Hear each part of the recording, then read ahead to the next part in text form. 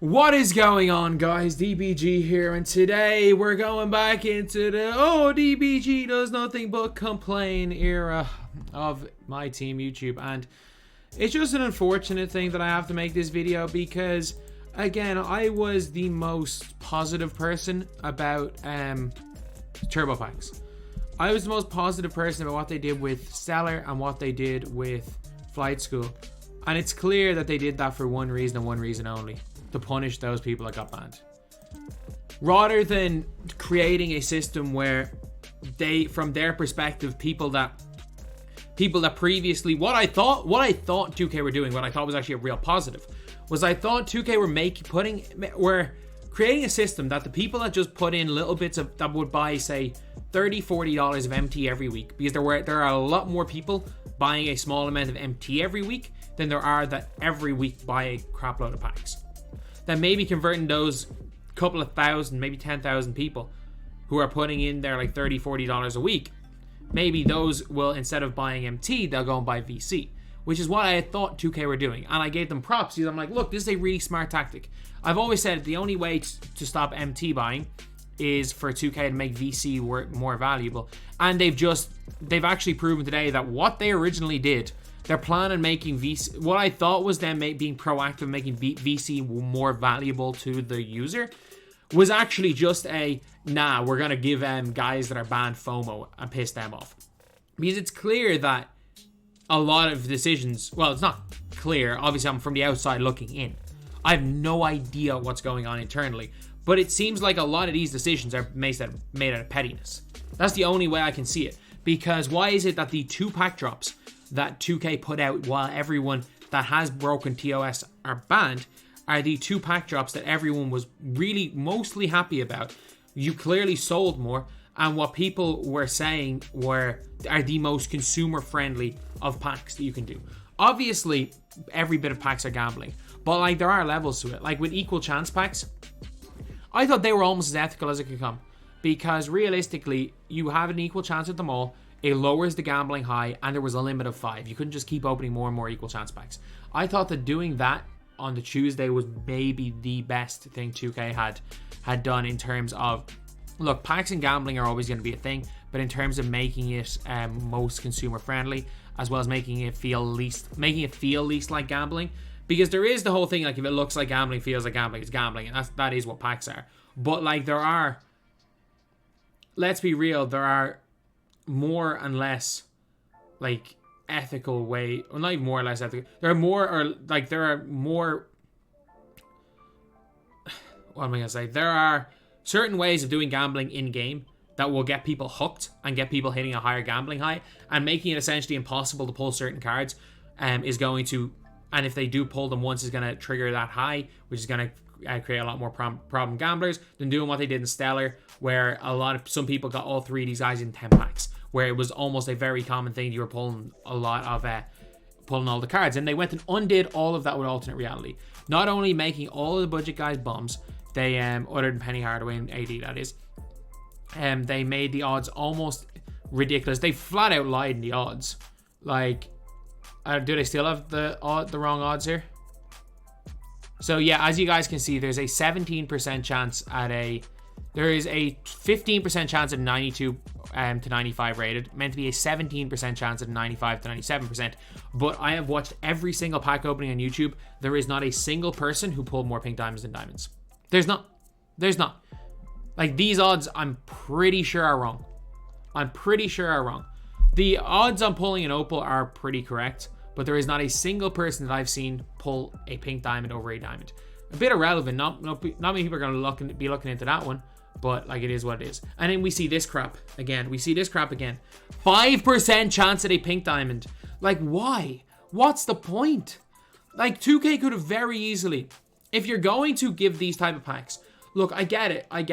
Base sets are base sets, and they had been Emerald previously. You want to make it Sapphire. You want to know what 2K could have done? First of all, the cards are bums. The cards are absolute bums. They're absolute bums.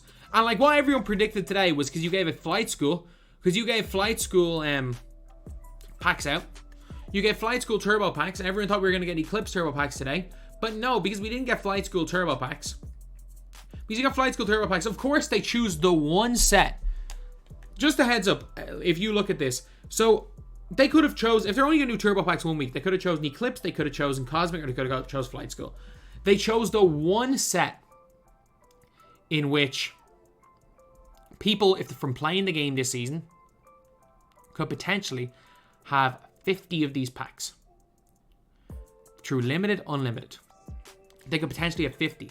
So they chose to tank the value of the one pack people are getting for free, making them their grind of the game worthless. That's what they chose. If they're only going to do it once, that's what they chose. Do I think they did that intentionally? Nope. But I don't think they think a lot of things through. That's a bad side effect for a lot of players. I don't think that was intentionally. I just don't think it wasn't thought through very well. So it's very clear that the pack odds that we saw on Friday, we're gonna see again. We're not gonna see a situation like the Stellar packs where it seemed like Scotty, Chet, and Simmons.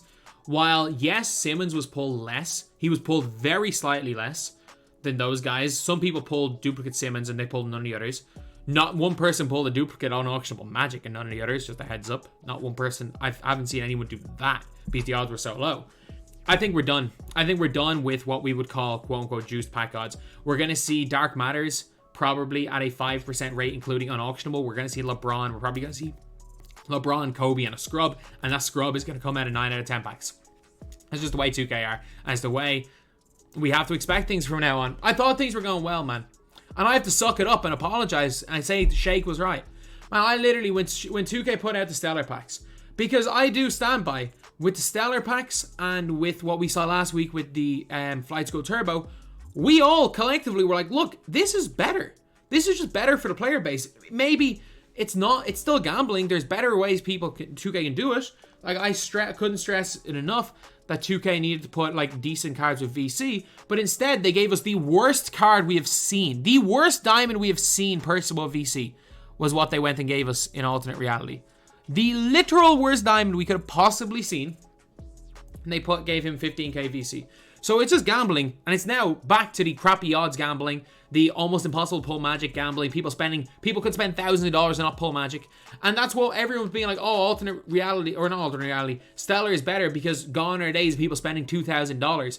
And Ty Debo literally, when he was having his odds, said that an unauctionable Magic was like $700 on average, based on his sample size. And then you could have bad odds, and that could go into the thousands. So everything good 2K did with the Stellar packs and Flight School Turbo, everything good 2K did while we were all banned, they've undone. They've undone everything good they've done.